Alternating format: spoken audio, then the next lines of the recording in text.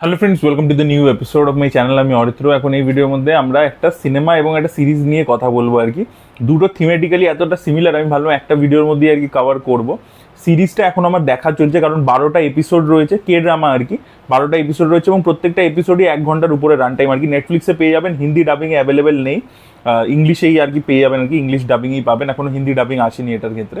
তবে খুবই ভালো হয়েছে শোটা। আমি শোটার ব্যাপারে আসছি পরবর্তীতে। প্রথমে সিনেমাটা নিয়ে কথা বলি। মলিউড টাইমস বলে একটা মালায়ালাম ছবি এসছে, যেটা মুকুন্দন উন্নি অ্যাসোসিয়েটস বলে যে ছবিটা ছিল, যেটা আমি হাইলি রেকমেন্ড করছি আপনাদেরকে। যদি না দেখে থাকেন মানে বিশাল ভুল করছেন। দুর্দান্ত ডার্ক কমেডির ফিল্ম ছিল।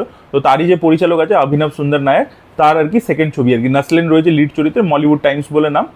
আনফর্চুনেটলি মানে কলকাতায় একটাই শো ছিল, সেটা এখন আই থিঙ্ক সরে গেছে, মানে কারণ খুবই কম লোক হচ্ছিল তো সরে গেছে। তো আমি একটা শোতে মানে ফাইনালি দেখে ফেলেছিলাম কালকেই। তো সেটা নিয়ে আর কি এই ভিডিওর মধ্যে কথা বলবো এবং সিরিজটা নিয়েও কথা বলবো, এবং তবে লাস্টে কথা বলছি যে কেন মানে থিমেটিক্যালি সিমিলার। তো দেখুন, অনেকে তো মানে আমাদের চ্যানেল যারা দেখে তাদের মধ্যে অনেকে আছে যারা অ্যাসপায়ারিং ডিরেক্টরস, ঠিক আছে। তারা গল্প বলতে চায়, সিনেমা বানাতে চায়, শর্ট ফিল্মস বানাতে চায়, এরকম অ্যাসপিরেশন প্রত্যেকের আছে। এবার অনেকে সিনেমাতে অ্যাক্টিংও করতে চায়, তো এরকম অ্যাসপিরেশন তো থাকে যে ফিল্ম ইন্ডাস্ট্রিতে কেরিয়ার বানাবো। তো দেখবেন প্রচুর ফিল্ম অ্যাবাউট ফিল্মস বা ফিল্ম অ্যাবাউট ফিল্ম ইন্ডাস্ট্রি এরকম প্রচুর হয়েছে। মানে আপনি ওম শান্তি ওমো যদি দেখেন সেটাও তাই, তারপরে আপনি যদি দেখেন লাক বাই চান্স সেটাও তাই, বা ভার্সাংলু শেষাম বলে একটা মালায়ালাম ছবি দেখেছিলাম সেটাও তাই ছিল। কিন্তু এই সবকটা ছবি মানে খুব পজিটিভ একটা ইমেজ পেন্ট করে আর কি, যে আপনার যদি মনের মধ্যে ভালোবাসা থাকে, আপনি যদি সিনেমাকে ভালোবাসেন, হয়তো অনেক স্ট্রাগলস ইত্যাদি হবে, কিন্তু ফাইনালি ওই যেটা ওম শান্তি ওমের ডায়লগ আর কি, যে ফিল্মোं की तरह লাইফ में भी सब एंड तक सब कुछ ठीक ठाक हो जाता है। মানে সবকিছু আপনি একটা গোল অ্যাচিভ করে নেবেন। দেখবেন লাক বাই চান্সেও একটা হালকা সিনিক্যাল ব্যাপার দিয়েছিল, যে কঙ্কনার সাথে ওর মিল হলো না, কিন্তু ফারহান আখতার কিন্তু স্টার হয়ে গেল। মানে একটা পজিটিভ কোথাও গিয়ে জার্নি দেখায় সেখানে। কিন্তু এই ছবিটা মলিউড টাইমস হচ্ছে পুরো মানে 180 ডিগ্রি অপোজিট। মলিউড টাইমস আপনাকে দেখাচ্ছে যে ভাই, যদি ফিল্ম ইন্ডাস্ট্রিতে ঢোকো, যেদিন এটা ডিসাইড করলে আর ঢুকলে সেদিন থেকে তুমি গেছো। বিকজ এখানে প্রচুর প্রচুর প্রচুর অবস্টাকেলস আছে।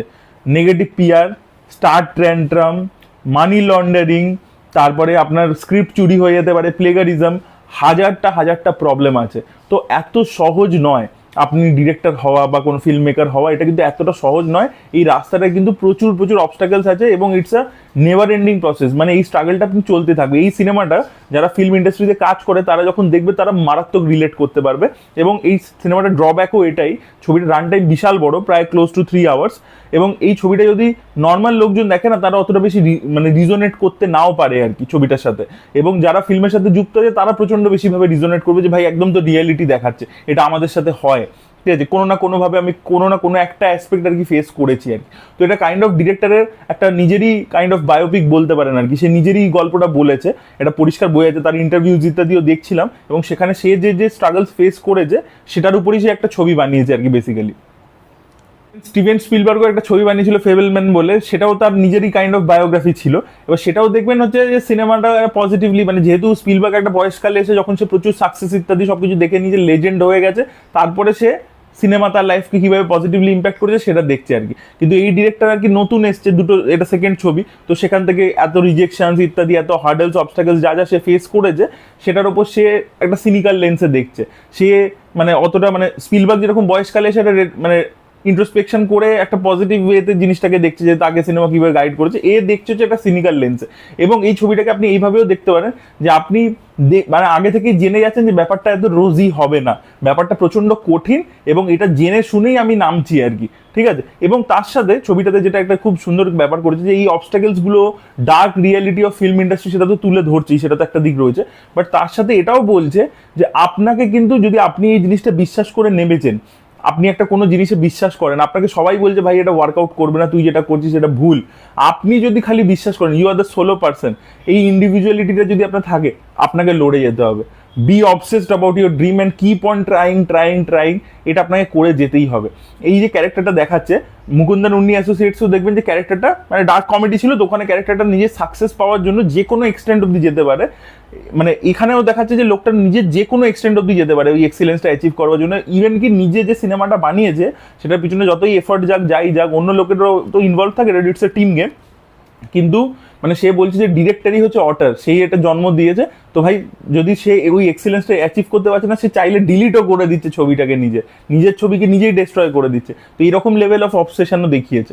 তো ওই দুটো জিনিসই মানে প্যারালালি দেখাচ্ছে। এক হচ্ছে যে ব্যাপারটা অত সহজ হবে না, রাস্তাটা খুবই দুর্গম, কিন্তু আপনাকে নেক্সট লেভেলে গিয়ে অবসেসিভ হতে হবে যদি আপনি এই ড্রিমটা অ্যাচিভ করতে যান। এবং ওই যেটা বলছে যে বাইরের লোক আপনাকে অনেক কিছু বলবে, এই যে এখানে একটা কমেন্ট্রি আছে যেটা নিয়ে অ্যাকচুয়ালি প্রচুর কন্ট্রোভার্সি হচ্ছে। দেখবেন যে এই যে আমি এটা তামিল সিনেমা নিয়ে আমার একটা প্রবলেম আছে, তামিল সিনেমায় দেখবেন অনেক এরকম ডিরেক্টর আছে, আমি আপনাকে নাম করেই বলছি, মারি সেলভারাজ। এবার মারি সেলভারাজ যে কিছু ছবি কিন্তু এক্সট্রাঅর্ডিনারি নয়, ঠিক আছে, যেরকম এই ধ্রুব বিক্রমকে নিয়ে যে ছবিটা করলো, ওটা যদি স্ক্রিন প্লেটা দেখেন, একটা করে অবস্টাকেল আসছে, পরের সঙ্গে সঙ্গে রিজলভ হয়ে যাচ্ছে। তো একটা পয়েন্টের পরবর্তীতে আপনার বোরিং লাগছে জিনিসটা, আপনাকে সারপ্রাইজ করতে পারছে না স্ক্রিন প্লেটা। কিন্তু ছবিটা প্রচন্ড বেশি প্রশংসা পেয়েছে, অভিনয় ভালো ছিল ধ্রুব বিক্রম, আমি সেটা বলছি না, কিন্তু ব্যাপার হচ্ছে যে মানে এক্সট্রাঅর্ডিনারি সিনেমা নয়। কিন্তু যেহেতু মারি সেলভারাজ একটা সার্টেন ব্যাকগ্রাউন্ড থেকে এসে ছবি করছে বলে এই অ্যাডভান্টেজটা মারি সেলভারাজ, পিয়া রঞ্জিত এরা কিন্তু প্রত্যেকে পায়, এবং সেই কারণের জন্য ওদের ছবি একটা অ্যাডেড অ্যাডভান্টেজ পাচ্ছে, এই যে ব্যাপারটা। তারপরে হচ্ছে কি, সেকেন্ড কথা হচ্ছে যে আপনি যদি সোশ্যাল ফিল্মস বানান তাহলে আপনাকে ভালো নজরে দেখা হবে, কিন্তু আপনি যদি জনরা ফিল্মস বানান, লাইক থ্রিলার বা কমার্শিয়াল ফিল্মস বানাচ্ছেন বা হরর ফিল্ম বানাচ্ছেন, আপনি যদি জনরা ফিল্ম মেকার হন তাহলে আপনাকে একটু নিচু চোখে দেখা হয়। তো এই ব্যাপারটাকেও কিন্তু সুন্দরভাবে অ্যাড্রেস করেছে, এবং সেখান থেকে ও বলছে যে ভাই আমি হরর ফিল্ম বানাতে চাই, আমি লোককে ভয় দেখাতে চাই, that is my ultimate goal. আমার চাই না অ্যাওয়ার্ডস ইত্যাদি, আমাকে সিরিয়াসলি ফিল্ম মেকার হিসেবে কেউ মার্ক না করলেও চলবে, কিন্তু আমার সিনেমা দেখে যদি কেউ ভয়তে হার্ট অ্যাটাক করে মারা যায়, that is my biggest achievement. এবং সিনেমাটা যখন স্টার্ট হচ্ছে, যেহেতু ডিরেক্টরের নিজেরই ঘটনা, তো ডিরেক্টর বলছিল যে সে কিভাবে সাউন্ড মানে শুনে আর কি সিনেমার প্রতি অ্যাট্রাক্টেড হয়েছে, রাম গোপাল বর্মার কি কন্ট্রিবিউশন আছে, তো সেই জিনিসপত্রগুলো প্রথম দিকে বিল্ড আপ করতে করতে গেছে, মানে ওই ওয়ার্ল্ডটাকে দেখিয়েছে এ কিভাবে সিনেমার প্রেমে পড়লো, এবং তারপর থেকে ওর জার্নিটা শুরু হচ্ছে। নাসলান হেভি পারফরমেন্স দিয়েছে, এবং ইভেন বাচ্চা ছেলেটা, মানে যেহেতু ছোটবেলা থেকে জার্নি দেখাচ্ছে, সেই বাচ্চা ছেলেটার পারফরমেন্সও কিন্তু খুবই ভালো ছিল। তো মলিউড টাইমস কিন্তু যারা মানে সিনেমা ভালোবাসেন বা যারা ফিল্ম লাইনে কাজ করতে চান তাদের দেখা উচিত, ইটস এ রিয়ালিটি চেক, ঠিক আছে, মানে আপনাদের এক্সপেকটেশন একদম পারফেক্ট সেট হবে। এবার এখান থেকে আমি সিরিজটাতে চলে আসবো, একটা কে ড্রামা আসছে নেটফ্লিক্সে, we all are trying here বলে। এটাও কাইন্ড অফ সিমিলার জোনের মধ্যেই পড়ে। একটা লোক আছে যে ডিরেক্টর হিসেবেও কাজ করে, রাইটার হিসেবেও কাজ করে, এবং 20 বছর ধরে অলরেডি ফিল্ম ইন্ডাস্ট্রিতে সে আছে, এবং সে সাকসেসফুল হয়নি আর কি। এবার সেখানে তার যারা কলিগস ইত্যাদি রয়েছে তারা অনেক বেশি সাকসেসফুল হয়ে গেছে। এবার সেখানে এর যে একটা মানে একটা জেলাসি তো হয়, যে ভাই আমার যারা কলিগ ছিল তারা আমার থেকে এগিয়ে গেছে, তো সেই জেলাসি, সেই এনভি, সেই সব রকমের ইমোশন, ঠিক আছে, সেগুলোকে নিয়ে সে ডিল করছে, কিভাবে নিজে ইনার পিস খোঁজবার চেষ্টা করছে, সেই যে স্ট্রেস, তো সেই একটা ক্যারেক্টার। এবং তার একটা মেয়ের সাথে দেখা হচ্ছে, যে মেয়েটাও আর কি ফিল্ম লাইনেই কাজ করে, বা তার এদের দুজনের আর কি একটা কাইন্ড অফ বন্ডিং তৈরি হচ্ছে। ওই মেয়েটারও নিজের কিছু প্রবলেমস আছে। এবার এই যে ডে টু ডে লাইফের স্ট্রাগল, ঠিক আছে, এই যে নামটা দেখেই বুঝতে পারছেন যে we all are trying here, ঠিক আছে, যে এই যে একটা নেভার এন্ডিং প্রসেস, মানে we all are everyday trying and trying and trying, সেই যে জিনিসটা, ঠিক আছে, আপনাকে ওটা ধরে করেই যাচ্ছেন, তার মধ্যে আপনার হাজারটা সেলফ ডাউট আসছে, জেলাসি হচ্ছে, অনেক রকমের প্রবলেমস আছে, সেগুলোর সাথে আপনি কিভাবে ডিল করবেন, ঠিক আছে। তো ওরা খুব ফিলোসফিক্যাল লেভেলে গিয়ে কথা বলছে সিরিজটা। আমি যেটা বললাম, সিরিজটা আমি দেখছি আর কি, এখনো কমপ্লিট হয়নি আমার, আমি যেহেতু মানে রিসেন্ট স্টার্ট করেছি, অ্যাকচুয়ালি উইকলি ড্রপ করছিল আর কি এপিসোডসগুলো, এবং আমি পরে শুরু করেছি, তো আমার দেখতে একটু সময় লাগবে। তো কমপ্লিট করে অবশ্যই যদি সেরকম একটা ভিডিও বানাবো, বাট আমি এখনো অবধি যতটা দেখছি হেভি লাগছে দেখতে আর কি, পারফেক্ট, খুব ম্যাচিওর। এটা কিন্তু দেখুন, কে ড্রামা একবার দুটো টাইপের দর্শক আছে। একজন আছে কি, অ্যাকচুয়ালি আমি বলি 3টে টাইপের দর্শক আছে। একটা হচ্ছে যারা একদম মাসালা ওরিয়েন্টেড কাজ দেখে, অ্যাকশন সেন্ট্রিক, থ্রিলার, ওই ধরনের জনরা। আরেকটা দেখে হচ্ছে রোম্যান্টিক কে ড্রামাস দেখে। আর কেউ কেউ আছে খুব ম্যাচিওর্ড সিরিয়াস যে কে ড্রামাসগুলো আছে সেগুলো দেখে। এটা আর কি ফার্স্ট ক্যাটাগরির মধ্যে পড়ছে, মানে খুব ম্যাচিওর্ড, একটা সাইকোলজিক্যাল লেভেলে গিয়ে একটা মানুষের কী কী হচ্ছে সেই জিনিসপত্রগুলোকে দেখাচ্ছে আর কি। তো এটা ডেফিনেটলি অ্যাকশন সেন্ট্রিক নয়। এবং মলিউড টাইমস যেরকম একটা স্লো ওয়ান ওয়েতে এগোয়, যেহেতু একটা ইন্ট্রোস্পেকশন আছে, কাইন্ড অফ একটা লোক নিজেরই গল্প দেখাচ্ছে, এখানেও কিন্তু জিনিসপত্র কিন্তু ধীরে ধীরেই ডেভেলপ হয় আর কি। তো খুব ফাস্ট পেসড একটা স্টোরি টেলিং কিন্তু আপনি এই উই অল আর ট্রাইং হিয়ারেও পাবেন না আর কি। তো এই দুটো কাজ, মলিউড টাইমস সিনেমাটা এবং এই সিরিজটা, দুটোর ক্ষেত্রেই আমি যেটা দেখলাম যে খুব রিয়ালিটি চেক দিয়েছে আর কি, যে ফিল্ম লাইনে এলে অ্যাকচুয়ালিতে কি হয়।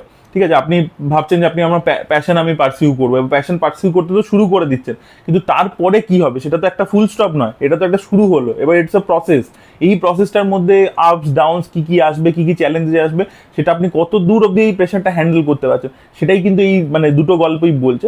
একটা জিনিস দেখে ভালো লাগলো আর কি, মানে সাউথ কোরিয়া, সেখানে একরকম কন্টেন্ট হচ্ছে মালায়ালামে, কিন্তু thematically they are very similar, coming out at the same almost similar time.